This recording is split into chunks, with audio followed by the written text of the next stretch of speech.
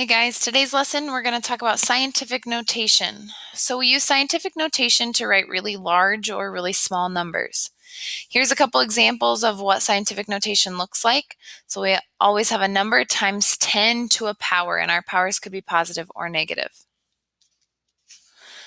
So here's a couple rules. Like I said, we have a number times 10 to a power. The rule with this number out in front, that a value, it must be between 1 and 10. So it has to be above 1 and less than 10, meaning it can be 9 point something. And then our n value, our exponent, is some integer, meaning it won't ever be a decimal. So here we have an example, and we need to write this in scientific notation. So we have to look at this number, 856,000, and decide, how could I make that a number between 1 and 10? Well, 8 is a number between 1 and 10, so I'm going to move my decimal from here to between my 8 and my 5.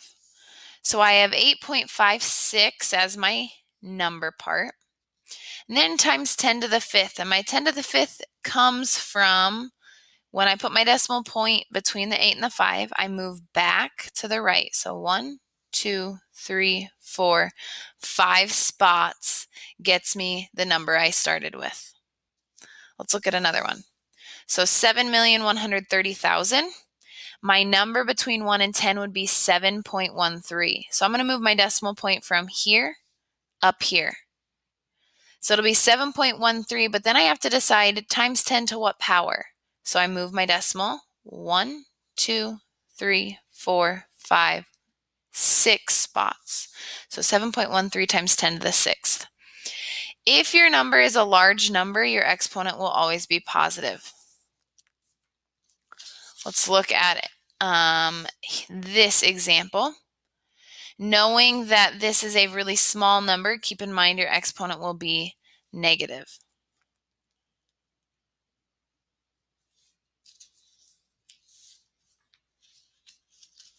Actually, I want to go back. I forgot to show you this example. My apologies.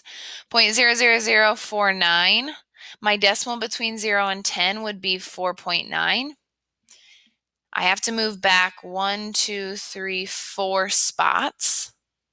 That's where this negative fourth power comes. So small numbers have negative exponents. Large numbers have positive exponents.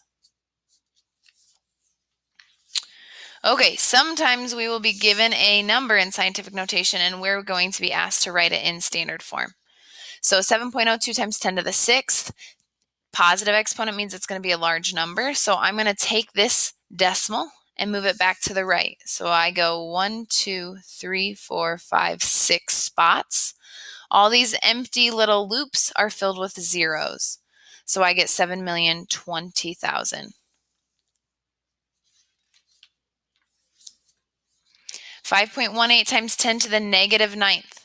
Negative exponent, really small number. So I move back from my decimal back to the left. Here I did that. I moved back 9 spots. So 1, 2, 3, 4, 5, 6, 7, 8, 9. Again, fill with zeros. After that 9th loop, that's where my decimal point goes. So there's that answer. Please tell me what this number would be in standard form.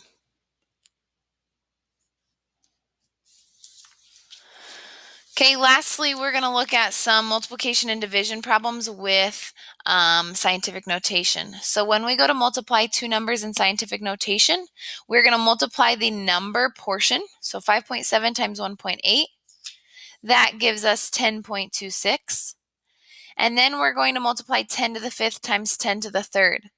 Well, based off our exponent rule, since they have the same base, we can add our exponent. So that's 5 plus 3 is where I get my 8. Division works very similarly. I'm going to divide my two number portions, so 1.2 divided by 9.6. And then quotient rule is going to allow me to subtract my exponents. When I get this answer, it becomes 0.125 times 10 to the negative 3rd. We have a problem though, because that's not between 1 and 10. So I have to move my decimal point to the right one spot. which decreases this exponent. So my answer is 1.25 times 10 to the negative fourth.